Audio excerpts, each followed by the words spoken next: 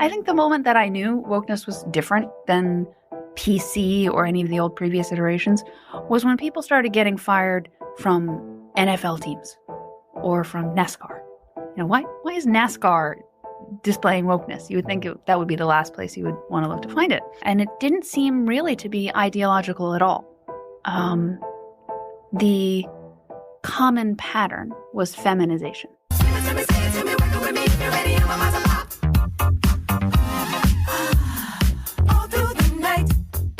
I often find myself saying that, whether it was in the corporate culture, or it's in my leasing office, or it's on the phone with some customer service agent, or I'm at the DMV, or wherever, even whether it's women or men I'm dealing with, it has to do with, well, a couple of things, but for one, putting on this facade of, we'll say, polite society, right? Like not raising your voice, not getting too excited, but packed in rhetorically into the words that are expressed.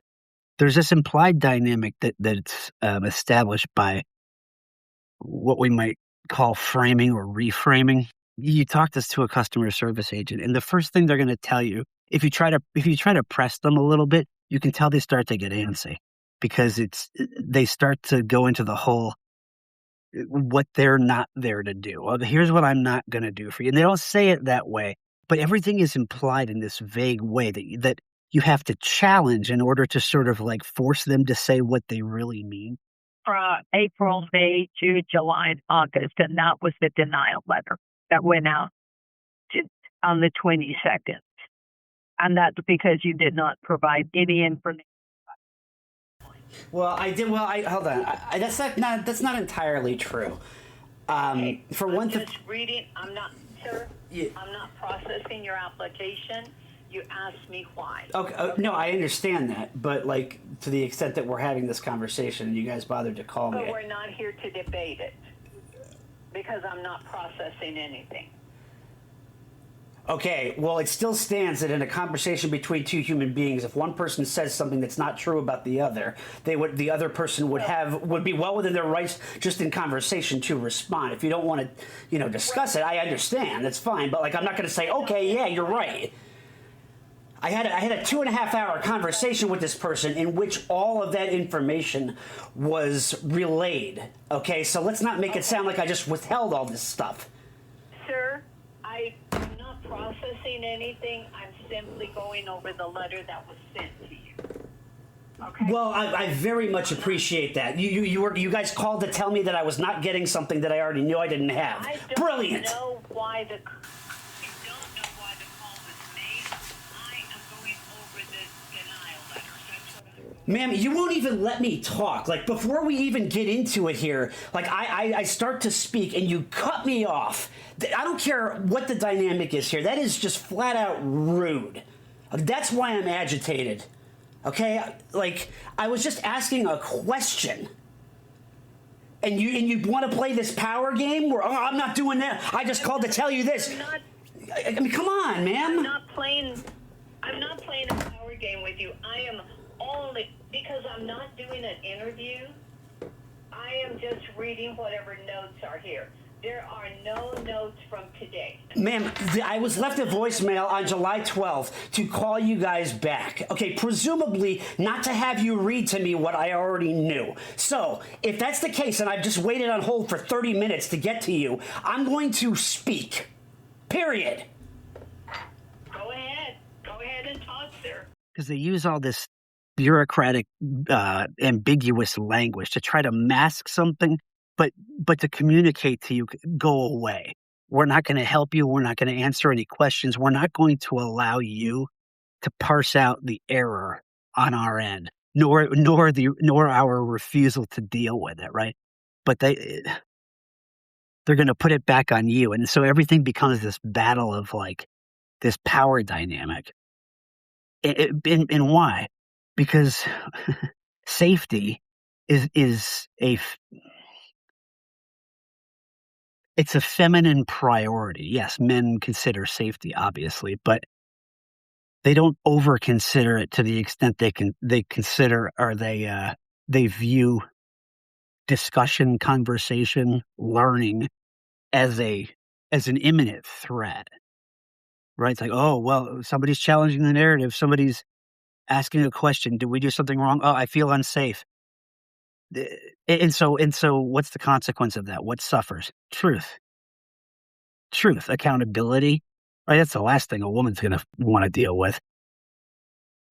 The problem with this conversation is that it requires stereotypes, generalities, and what will be labeled misogyny.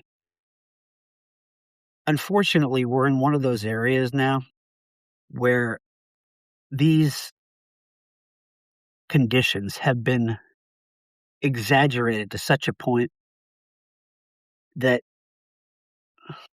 what registers as misogyny must be permitted into the discussion. Like, you almost have to not bypass, but you almost have to just not worry about that label being thrown your way, because the second we enter this discussion and somebody raised their hand and says, hey, I have a question. It looks like women are doing something wrong here. Or, men are responsible for X, Y, and Z, but A, B, and C over here, looks like women are doing that. Even just that sort of balancing act I just laid out there, that's going to be marked as misogynistic. And so what happens as a result of that? Well, let's say I went into that discussion where I said that and I wasn't a misogynist, right? I said it honestly. It's like, hey, I'm asking the question. Well, the second I get labeled one, what's going to happen? Like, if I get labeled one unduly, I'm going to get mad because I don't want to be labeled as a woman hater. But when somebody unjustly labels you as something, well, all of a sudden you're going to have some built-in resentment, or not built-in, but your resentment towards them will register in you. And the more it happens, the more it's imposed upon you from the same source. Well, yeah, that resentment's going to build up towards that one source, that same group of people. All right, so what group of people are we talking about? Feminists? Women? I mean, is it women? Because even women who I wouldn't call feminists necessarily, or who don't claim themselves as such, or especially the younger ones, because they've grown up in this, they've been conditioned towards this. And again, it's gone so far, it's been so exaggerated in one direction that even the ones who are relatively not detached but distant from the militant feminism still are acting out all of some of the prescribed behaviors in terms of entitlement and expectations for men, and just a total misunderstanding of the concept of reciprocity. I mean, that's a big thing in here. That might be the only thing really that's worth talking about, because it seems like all of the consequences that are suffered on both ends, I mean, yeah, by men, sure, but by women too, as a result, are downstream of the failure to even understand what reciprocity means and why it's important and how it's exchanged and why. God almighty. And you see that look, some people are going to deny it, even the men, the beta males out there, be like, yeah, what are you talking about? Like that guy who interviewed Jordan Peterson, when Peterson was talking, he was questioning whether or not the workplace had properly sorted its gender dynamics since, however long this has been going on, since the workplace was really fully integrated. And that you could just see him sitting there pretending to not know what Jordan was talking about. He's like he's really? I don't know. I never saw anything. Yeah, bullshit, dude. We don't know what the rules are. Like, what? Here's a rule. How about no makeup in the workplace? Why would that be a rule? Why should you wear makeup in the workplace? Isn't that sexually provocative? No. It's not? No. Well, what is it then? What's the purpose of makeup? Some people would like to just put on makeup. Why? I don't know why. Why do you make your lips red? Because they turn red during sexual arousal. That's why. Why do you put rouge on your cheeks? Same reason.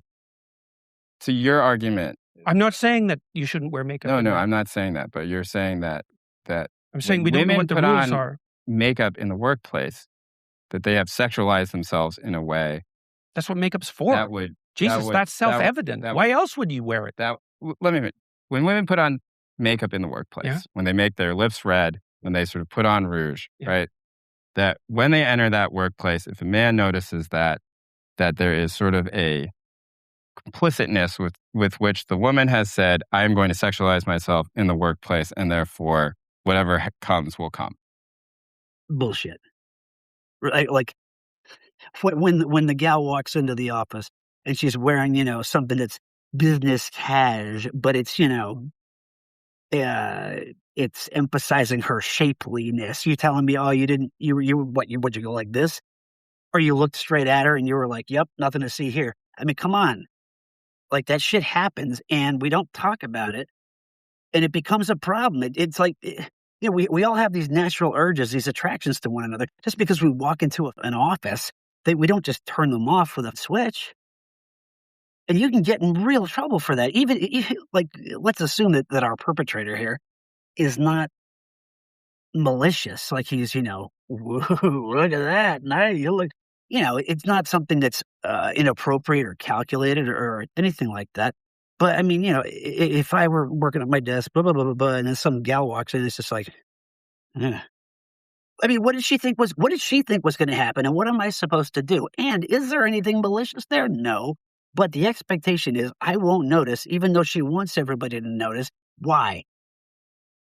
Because everything is about power dynamics. Everything is weaponized to establish something, right? I mean, what is the gal over here? She may be my friend, my colleague, but ultimately, if I get kicked out because of that, is she going to step up for me? Like if I get hauled off to HR, say she doesn't report me, but somebody else saw me like look at me or whatever. And I'm like, look, I don't know. I just saw something. She walked in, she sat down. I said, hey, whoa. And I noticed this. What? Is the gal, is she going to stand up for me? No, probably not. Because to do that, she would have to take some accountability for what she did. And what her most likely claim in there is going to be, oh, well, I don't know. I just came to work. I don't know. Like there's this charade going on. And that may sound like one stupid example, but it's one of many. And people, are we okay with people's livelihoods getting ruined over that? And just as we should not embrace the toxic forms of masculinity, we should not embrace the toxic forms of femininity. But it's easier to do so or to be compelled to do so because the toxic forms of femininity don't tend to be outward-facing violence. Right? It's really easy and obvious that you should legislate against outward forms of violence, which is one of the primary ways that toxic forms of masculinity manifests, whereas toxic forms of femininity manifest with like whisper campaigns and behind the scenes and feigning weakness, like sometimes actually being weak, but then using the fact that on average women are not as strong, not as large, not as physically capable as men. Toxic forms of femininity tend to use that true thing and feign weakness, feign incompetence when they don't actually have it in order to get their way. Because many men in particular are primed to see that and go into like savior mode. And that's on men too. But when women do this, no one should be embracing it. The shame of it is we all know what's going on. Now, maybe some of these women, like I said, who have been raised in this, honest to God, don't see anything wrong with that because they've never been asked to. They've never been asked to examine anything in their behavior. Why? Because everything a woman does is okay. Even if over here, she would never do X, and over here she would always do X. And then it's like, okay, well, which is it? Well, what do you mean, which is it? Why does it matter? Well, what? They don't even weigh those things. And it's not that they don't have the ability; they've just been trained not to. It hurts them. It hurts us. It hurts everybody. And why anybody would deny it? Anybody who denies it is just a straight liar.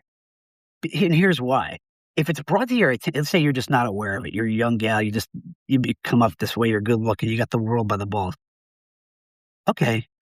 This is unexamined for you. Fine. All right. So now let's examine it. Darling, What do you think? Here, X, Y, and Z. Over here, A, B, and C over here. What do you think? Now you know. Now you can't claim ignorance. So from here on out, are we going to abide by the truth of that, the reconciliation of those two things, or the irreconcilable nature of them? Or are we going to keep on lying? Which is it going to be? You're a grown woman now. Any adult woman or male who denies this stuff is just, they're untrustworthy, frankly. Thank you so much for tuning into the Signal Sit Down. But before we get to the interview, we'd love it sponsors. if you'd hit that. First had been All right, we'll like for you. on the subject of how to get more women into science.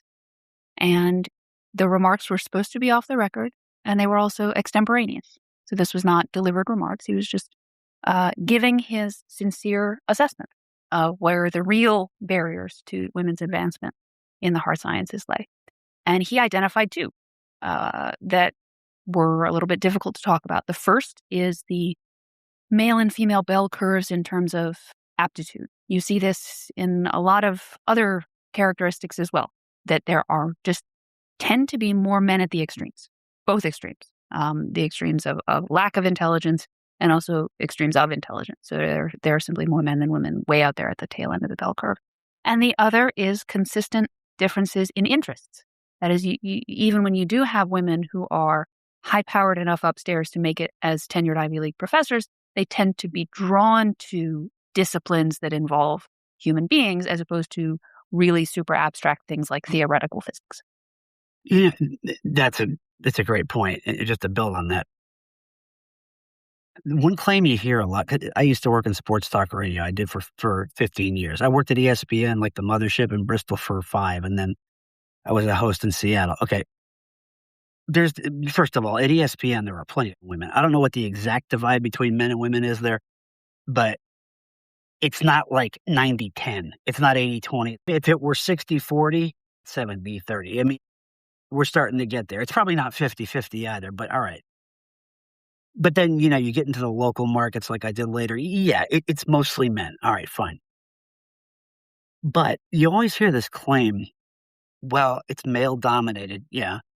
I'm not so comfortable with the word dominated, as if like there's some implied force behind it, but okay, it's mostly men. But then behind it, you hear, well, we need more women in X profession. I'm not saying that we don't need, or we wouldn't welcome that or stand in the way of more women coming in who would want to come in. I'm not sure why we need them. I mean, do we need men in it? Not really. We don't need either. But like Helen here says, there's this issue of interest. Who's interested in doing what? Sports talk radio, the talk show side of it, not the presenter or host point person side or sideline reporter. I mean, again, if you heard somebody say, well, there aren't enough women sports talk show hosts or something like that, it's like, well, the issue of enough is not relevant. Because, I mean, why? I'm on the board of a group called WISE, which stands for Women in Sports and Events. It's a nationwide networking nonprofit organization that basically works to encourage, empower, and educate women professionals in the sports and events industries. We want a diversity and an inclusive community. It could be pretty much anyone. The only thing, obviously, we are women in sports and events, so it should be someone who probably falls under the women category. Jake, I'm sorry. You do great things, but I'm going to go with Stacy on this one. But this woman doesn't have to be just helping young women. It could be just a woman who is being involved in the sports and events community at large, but in a way that is helping to grow and foster that community and just make it healthier and better for everyone. Absolutely. Today, we're going to chat about being a woman in a male-dominated field.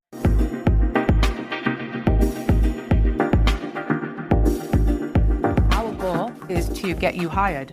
And so brands, companies, organizations who want to hire diverse female creatives pay a fee, a subscription fee, and based on how many jobs they think they're going to post, they buy a package that has varying prices.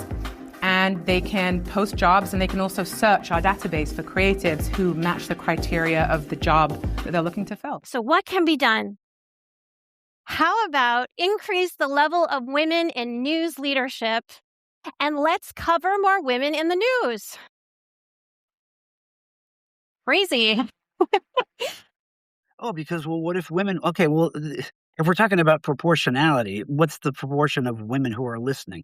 It's probably even less than less or a wider ratio than the host, female host to male host in the business. So we're actually probably satisfying that and then some. But then, I mean, is the implication there that men are keeping women out? Because I'll tell you what, no matter how many male program directors I've worked for, okay, all of them, 100% of them, if dealing with, say, I mean, they've got many more applicants than 5, but let's say they have 50 and 10 of them are women. There's if any of those women, it depends on the job, but are even half competent or wink, wink, good looking, they're getting hired. Easy. The only thing that would really interfere with that would be if there's a chance to get some like name brand coming by a man from elsewhere, maybe. But if we're talking about like some entry level job, production assistant at ESPN, come in and cut highlights, 10 women, 40 men. Let's say we have 4 spots open. I'd be shocked if 3 men are getting positions there. I'd be somewhat surprised if it were 2 and 2. I would not be surprised if it were 3-0, or excuse me, 3-1 or 4-0. Probably not 4-0, but 3-1. Easy. Because, and well, for obvious, because there's pressure to do it, for one. But for the positions that tend to remain male dominated, despite the hiring tendency that I'm claiming here, or that I've observed, I'm claiming it because I've observed it. That has to do with the number of applicants. I mean, the only way to establish that there's something unfair going on where more women should be permitted in would be to establish that there's some line around the block of applicants for a given job where all of the women or all or most are being intentionally cast aside, and with the men being put to the front of the line. Look, through my 15 years in that business in particular, I've never been a hiring manager. I have been for interns at times, which is the same thing. I mean, not that they get paid, but I've seen stacks of resumes and I've had to sift through them, right? I've hired women. I didn't officially do the hiring, but I was one of 2 people adjudicating it and doing it and conducting interviews. And we hired women, boys and girls. They're young, obviously. They're coming out of college, but if there's a talk show host job open and we have 45 men who apply and 5 women, I mean, what are we supposed to do there? The likelihood of finding a qualified or a more qualified male candidate at those percentages is a hell of a lot higher. There's a lot more interest. Like you can't just, if we have, if the ratio is that 45 to 5, what would that reduce to? 9 to 1? Then we can't force a situation where there's going to be a 50-50 split between hosts across the board. Because what would that mean? That would mean that if you're a woman applying for these jobs, your chance of getting a job is 9 times higher than that of any man. Why would we need that? Or why would that be something that is fair, for one thing?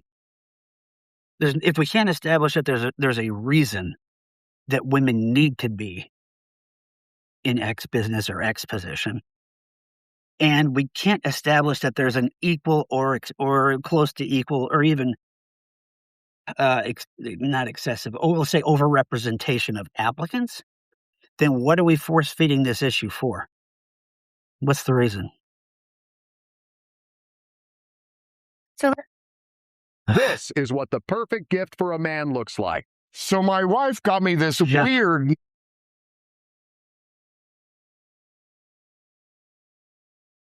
An office where the HR lady has a veto over everything, or that's the other the HR lady. She's got everybody under her spell. Okay, like all the men, even like the boss of the company, whether it's the owner or the CEO. You see that HR lady walking by or knock on your door. Oh, can I see you for a second?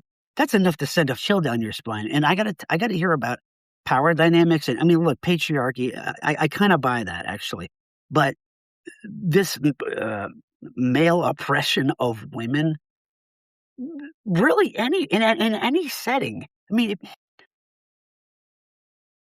Yes, force doctrine says that at any given moment, men could like wake up and say, you know what, enough, and just like push women aside and assume control. That's true. But if we're not doing that, then what we're doing is we're allowing women basically to just take the power. Why? I don't know. We pity them or something. But then we allow this with these HR ladies, these admin class walking around calling all the shots and telling us what to do. And they've got that power. Like, where's the claim, or where can it be established that women are subordinate to men in this way? In practice, it's just not true. Yes, there are men who work in admin or HR, fine, but it's always like the weird beta male friend that when lunch break comes around, it's him and three women walking over. And who are they accountable to? Nobody. They make the rules up as they go along. They're incoherent. They're inconsistently applied. As you would expect somebody who doesn't understand what reciprocity is to behave. Observations of how woke cancellations occur. Like a storyteller will have a lot to say about how feminization is or is not reflected in that. Right. So, and you imagine the type of vetoes that are existing in peer-reviewed journals.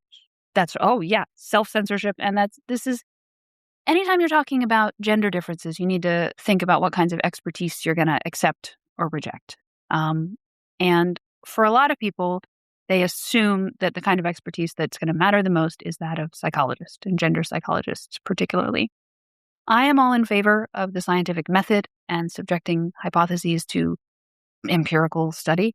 However, I note as a matter of history that psychologists in general and gender psychologists specifically have a track record of saying things that are completely crazy, that common sense would have told you was completely absurd.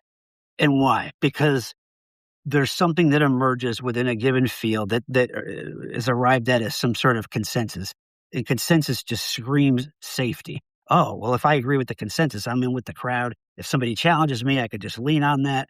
And I definitely won't have to appear independently as an outsider who's off on an island having to fight by myself. Safety. Myles Garrett accuses Mason Rudolph of having used the N-word prior to him ripping Mason Rudolph's head off or helmet off and hitting him with it.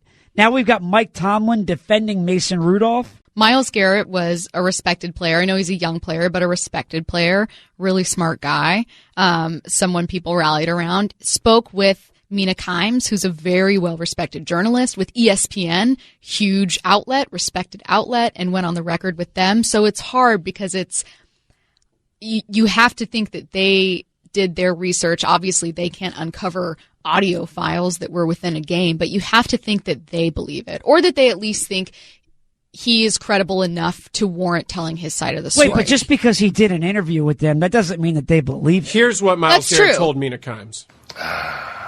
He called me the N-word. He called me a stupid N-word. I don't say the N-word, whether it's with A, E-R. To me personally, just shouldn't be said. It doesn't mean that they believe him, but you don't just give anyone a platform. Why? Like if someone seems clear, because it's irresponsible journalism. No, if it isn't just to do an interview? Yeah. If someone is clearly an unstable person who no one believes, why do I want to spread whatever he's saying? Like they have to, I'm not saying they necessarily believe Myles Garrett. I'm saying that you have to at least have some credibility, which I think he does, and he does with not just clearly ESPN, but around the league. And I don't know what opinions have changed since his altercation, but you don't just give a platform to anyone. I think that I'm not saying ESPN has evidence, but I'm saying it makes it more complicated to me. He's the subject of a major story, though. I don't know that his credibility matters. People want to hear from him. That's why ESPN. Yeah, but it's not like that's why ESPN has Mina Kimes doing this interview. I know, but it's not like Aubrey Huff, where we were just talking about him and how he mostly just does kind of like trolly things where you don't even know if he believes what he's saying, and some people aren't willing to give him a platform. Like, I don't think ESPN would give anyone a platform. In the what of it, what we're claiming as consensus doesn't matter. And why? Because they think it. The trusted sources. Like, we already remember that during COVID. Oh, well, we're only going to, Twitter, we only abide by the word of trusted sources. Okay. So why? Now, those were peer-reviewed study. Those were experts and professors who were saying these things. And it was definitely an example. Status is a big thing with women, too. Status seeking, either for themselves or as something to appear adjacent to. Up the ladder we go. Oh, who's the next? Oh, hey, here's a group of people who appear to be, noteworthy in some way or respected. Let me get in that group. Okay, who's the alpha? All right, the male. Who's the prettiest female? Okay, who's with who? How can I work my way in here and then go up the ladder with it? Like this sort of, it's Mean Girls bullshit forever. It's like we never mature out of that. It's ridiculous. Example of the common phenomenon where the people who are most credentialed in a subject say the most insane things, and that you would have been better off at that time listening to somebody with common sense or somebody with 4 kids who says, I've got daughters and sons, and let me tell you, they're different. So I appreciate the contribution of academics and experts to this conversation, but I don't think they should be the only ones there. And I also tend to think that one of the reasons why people privilege the academics who weigh in on this over nobodies and journalists and people without fancy credentials like yours truly is that the academics are more likely to say, well, we can't say if it's good or bad. I'm just presenting data. I'm not coming to a ambiguity judgment. It's got pluses and minuses. We just need to think seriously. It's got pluses and minuses, and we will assign those pluses and minuses when we enforce all this shit, and we'll use the guise of safety to do it. Or think critically about this new development. Whereas I think at this point it's more important to be able to say, look, if the trends of wokeness within the legal field continue on the trajectory they are on now, that will lead to the end of the rule of law, and that will not be an interesting new development that has some pluses and minuses. That will be a catastrophe. That is something that we don't need to study. We need to prevent. Mm-hmm. So that's where I'm coming from. I think some of these problems caused by feminization demand solutions. They are huge problems that threaten to harm a lot of people, and they need. In the feminization thing, like the key there is that lens doesn't even. It's not even a question of preference. It has an aversion to resolution, right? Because that would mean specificity comes into play, and something gets tossed out, something gets favored definitively, which takes away the ambiguity where you can just sort of like, where the truth is malleable, right, to your own interest. And when you get into a courtroom, for example, that's a problem. When people twist the words and obfuscate, this rhetorical bullshit, everybody can see through. But then again, it'll usually be deployed through some channel having to do with safe, like where you as the person being challenged by it or targeted by it would feel afraid to push back because this issue of safety. Oh, you're a man pushing back on a woman? Oh, obviously he's guilty. It's all optics and vibes and just bullshit, and it gets in the way because people fall for it. Because in some context, that shit matters. It matters over here, maybe, but it doesn't matter over here, or at least it shouldn't be introduced as binding, and it is. Like when you see, Amber Heard sitting on the witness stand there after all the shit she pulled, just crying. Like what is she trying to do? She's trying to come off. She's trying to create this, what would you say? This illusion of her being the vulnerable, aggrieved party. Why? Because she's a woman who's crying, and there's the big bad, pirate Johnny Depp over there and his mean attorney, man. A lot of women, especially sort of around Me Too, which had the capacity to do something good and, became a complete shit show, excuse my language. Women saw a power to make claims that were unfalsifiable and to take out good people. That case should have never gotten as far as it did. Her op-ed she wrote, was it the Washington Post? The one that, was just chock full of bullshit that led us to that courtroom in the first place and led us to castigate the shit out of Johnny Depp first unjustly. It's all based on that ambiguity. You're nonspecific. And why? Why are you nonspecific? Because there's no claim of truth to be made there. So you have to make shit up. But again, even if you're making up specific charges, people will see right through that. So you got to leave it like, oh, well, and I just felt afraid for my life. And okay, why? Well, because Johnny, you just don't know Johnny. He can be okay, but why? What happened? And you the more you pick at it and you press, the more you notice you're never allowed to get there. And think about it. If there was an actual claim or some legitimate grievance of something that really did happen, you know what the person would do, male or female? They would come right out with it. Right? Harassment in the workplace. Oh, what did he do? Well, I don't know. I sat down. I thought I saw him kind of like glance at me once. I don't know. I just don't feel safe. And that's all you need to go forward and ruin this guy's life. If the woman answer that question by saying, well, he keeps grabbing my leg and feeling me up. Okay, well, then there's no need to beat around the bush and be ambiguous. Just say that, right? But it's never that. It's such a good point. I mean, borrowing a term from Anton, the celebration parallax, where it was in the 80s and 90s, these gender psychologists were demanding that we have Fat Barbie because we need to soften our gender stereotypes. And by the way, what this guy's about to say, we need to be inclusive and have it's the performative aspect of all this is so funny because when it comes down to it, women don't want to be inclusive. They want to appear inclusive, right? Why? Because it's the easiest, most benevolent way to come across. But when it comes down to it, what woman aspires to be like? What do you call her? Fat Barbie or something? Like, I don't like insulting women's body types, men's body type. I don't like doing any of that shit. But we all know what we strive for. Nobody strives to be overweight.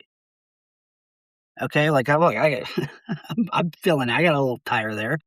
Okay, I wouldn't say I'm proud of it.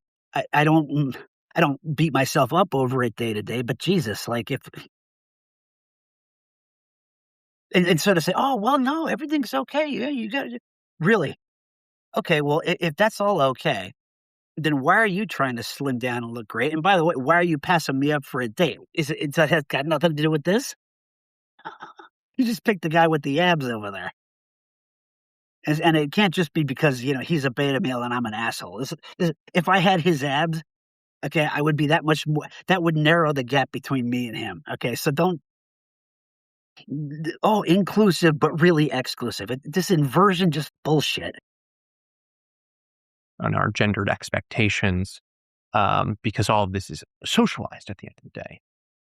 Well, fast forward 25 years later after transgenderism starts to take off and people who are doing the work to show that transgender ideology and transgender identity is a social contagion when it enters particular friend groups. that seems to at least have a touch point with the idea that gender is socialized. The last thing a woman wants is to be isolated out of some group. That's like, what's the male equivalent of that? I don't know. Being emasculated in some way. Oh, how would that go?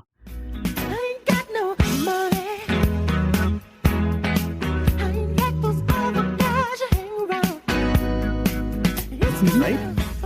But any study that suggested that it was social contagion was suppressed by peer-reviewed academic journals. And so that's another thing. Safety, again, this question of safety is really at the center of all this. This suppression and censorship. I mean, how much more likely are women? I think she said it somewhere here. I should go to it. How much more likely men are to support free speech, say if you were polling men and women, than women. Why? Because, safety. Well, if somebody says this, it's not just because women are more likely to feel threatened by an utterance. I mean, maybe, but it has more to do with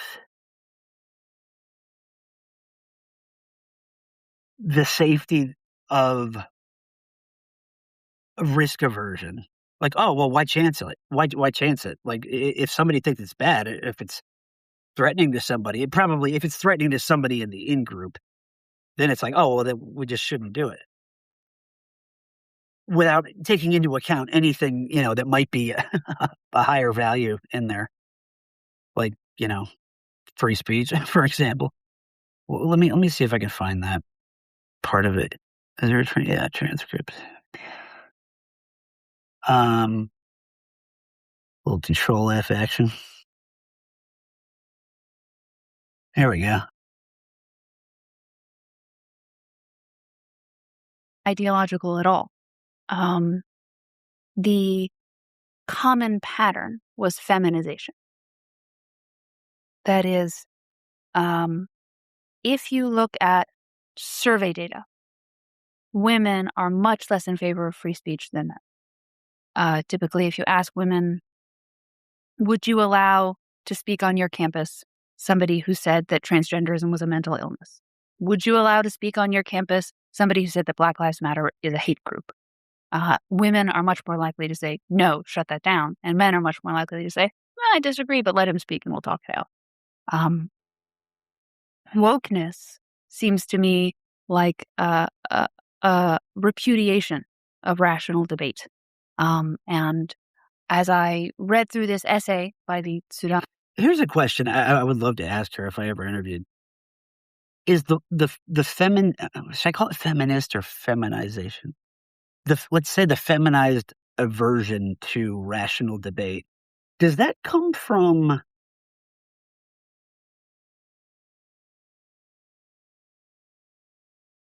the quicker default into safety, like fight or flight mode, which views everything as a threat? And when there's a conversation or a debate happening, obviously, so, you're being challenged on something. Does it come from that, or does it just come from being unpracticed at it? Because the more practiced you are at debate, rational or otherwise, at that sort of formal confrontation where there is, look, it doesn't always play out this way, but where there is an expectation of adherence to decorum and presenting evidence and actually letting the other person speak without screaming at him. I know. I've seen these people. The mother gets pregnant and she knows that if she gives birth, she's going to die. She has some kind of health complication. Then what do you do in that case? Section. I don't know what that means. It's a C-section. No, I'm speaking. No, I'm speaking. No, I'm speaking. No, I'm speaking. But shouldn't they first know the Bill of Rights, the Constitution, the Federalist Papers? We learned that in high school. Okay, so what is Marbury versus Madison? I haven't been in high school for a really long time. I'm not trying to be a lawyer. Yeah. Okay, but I have this feeling like, I've seen women debate effectively. I bet Helen here is probably a very effective debater. I would think. I've not seen her do it, but I might guess. And why? Because she's armed with the material. She has command over it, obviously. She doesn't strike me as a particularly bloodthirsty agendist.